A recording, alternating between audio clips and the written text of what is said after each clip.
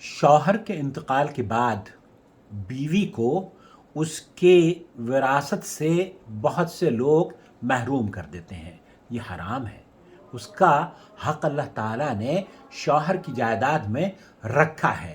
اللہ کے رسول صلی اللہ علیہ وسلم نے فرمایا، سنن ابو داؤد اور سنن نسائی کی یہ روایت موجود ہے، یہ اللہ تعالیٰ یقیناً ہر صاحب حق کو اس کا حق ادا کرنے کا حکم دیتا ہے، لہذا وارث کے لیے وصیت نہیں ہوتی. تو اللہ کے رسول صلی اللہ علیہ وسلم کی اس حدیث کے مطابق اللہ رب العالمین نے ہر شخص کا حق رکھا ہے، اور حق تلفی اگر کوئی کرتا ہے، چاہے وہ مطلقہ کے ساتھ ہو یا بیوہ کے ساتھ ہو.